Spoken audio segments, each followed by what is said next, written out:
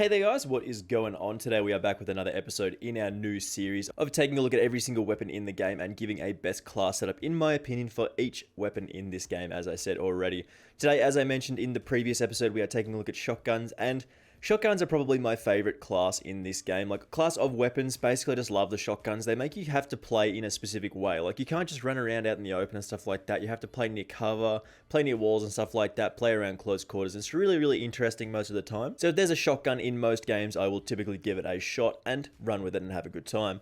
Just before we do get into our class setups here, let's try and get this one to 20 likes. The support on this series has been fantastic from you guys, and of course we did pass 3,000 subscribers recently, which is very, very cool, so I do appreciate that, and a 3,000 subscriber video will be out soon. But if you haven't already done so, make sure you do hit that subscribe button with those notifications turned on. If we are looking at perks and stuff here for these particular shotgun classes, they're mostly going to be the same in terms of like EOD, Ghost, and Tracker. You also want Dead Silence and stuff like that as well. Then the C4 in the lethal slot, and sometimes you want to smoke grenade over the stim shot, but this is of course up to you. But as I said, the Model 680 is our first shotgun here of course, and we're basically looking for a decent one-shot kill range while we're aiming down sight, as well as that hip firing most of the time. Of course, you may know in this game, if you do aim down sight with a shotgun, for whatever reason, the mystical beings that are existing in this game make your pellet spread a lot tighter, which is really convenient for hitting those longer distance shots.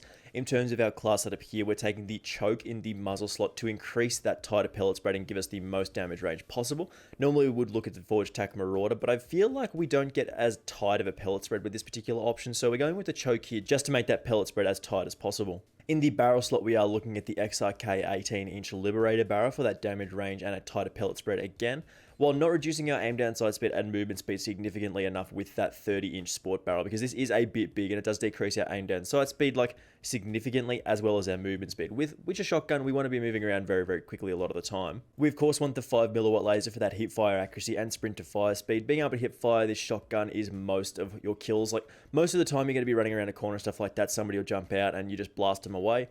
But having a tighter hip fire spread also means those pellets are going to hit a little bit tighter as well, which is really, really nice here. We want that no stock as well for that movement speed and aim down sight speed. Basically, for the most part, we just want to be running around everywhere, sprinting everywhere, getting those sights up nice and quickly where possible, and the negative recoil control bonuses that we get from this are not relevant at all with a shotgun. And lastly, we want the XRK True Grip Tactical for that recoil control and aim down sight speed. Recoil control is not significant at all here, as I said already, but that aim down sight speed is really nice to get us on target very, very quickly. As I said, tightening up that pellet spread really, really nicely. But as I said, the Model 680 is a very, very nice shotgun in this game. Those sort of buckshot shots instead of the Dragon's Breath rounds are really, really nice for getting pretty easy kills at medium to sort of close distances. Now, my favorite shotgun in the game at the moment, the R90, is an absolute beast of a weapon. Giving that Dragon's Breath rounds to this weapon was an absolute masterstroke, and it's taken from being a pretty bad shotgun in this game to being one of the best. In terms of our attachments here, most of our attachments are pretty much chosen for us.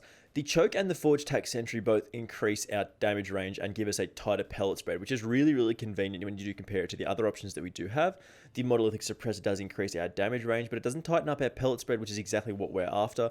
And this gives us a one-shot kill range of about 12 meters, I believe, which is pretty wild for something that fires two shots very, very quickly. Then, as I said, that Forged Tack Sentry damage range and a tighter pellet spread as well. This is the best combination that you can have, these two particular options, the choke and the Forged Tack Sentry. Then we want that 5mm laser, as we are going to be hip firing this most of the time. Aiming down sight again does tighten up that pellet spread, but it's not super required. As I said, we get a 12-meter one-shot kill with this sometimes. It's very, very cool in this option. Then we want the Dragon's Breath rounds. As I said, that incendiary damage is basically just a straight upgrade over the stock shells, as the stock shells are really, really bad on this particular weapon. So the Dragon's Breath does give us that damage range and just absolutely blast people away. It's really, really good on this particular option. And then lastly, with that Stibble Grip Date, that aim down sight speed, sprint to fire speed can keep us alive sometime. That sprint to fire speed is really nice if we are running around corners and stuff like that. Pulling up those sights very, very quickly is sometimes very, very important to surviving. As I said, the R90 with the Dragon's Breath is one of my favorite shotguns in this game right now. It's really, really powerful, and just, you run around everywhere, sprint everywhere. You might see a lot of people using this right now, but you just blast people away, and it is very, very cool shotgun. Now, for the problem child of Modern Warfare, the 725 has always been one of those weapons that is too strong, and unless it's just like the Olympia from Black Ops, like, it's always going to be too bastard in this game. They have to make it absolutely doo-doo for it to be any actually like acceptable in this game. So starting off here, we want that choke again for that tighter pellet spread and increase to our damage range. Monolithic Suppressor, similar to how we spoke about before, doesn't tighten up our pellet spread, which can be a problem. Then we want that 5mm laser. We're not taking a barrel here, but the 5mm laser does increase our hip fire accuracy and sprint to fire speed. We'll talk about the barrels now. Basically, this barrel here, it increases our damage range and gives us a tighter pellet spread, but does reduce our movement speed and aim down sight speed, which is not worth.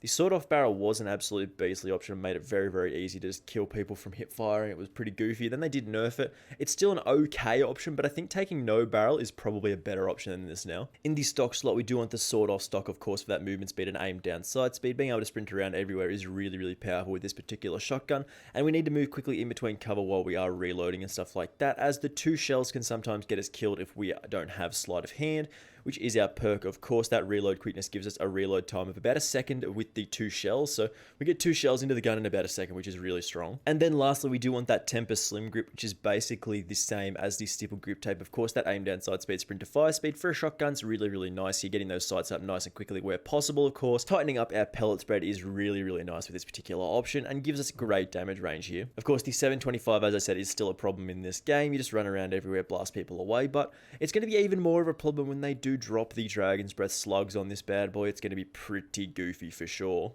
Now, a shotgun that I really do not like in this game, of course, you can probably tell that I've got the rest of the main shotguns gold, and I haven't touched this one yet because it is absolute dookie. I really don't know why I see people using this in multiplayer. It's probably because it is a pretty good gun in Warzone, but for the most part, we just want that choke again. No sort of Forged Tack Marauder here, basically. Just skipping over most of the options here, tightening up that pellet spread and giving us a slight increase to our damage range. I mean, the one-shot kill distance with this gun is like 4 meters or something, which is absolute garbage. So increasing that very slightly with the Forged Tack Impaler is really, really nice here. Again, tighter pellet spread. For the most part, we are just going to be sprinting around everywhere. So 5mm laser, hip fire accuracy, and sprint to fire speed.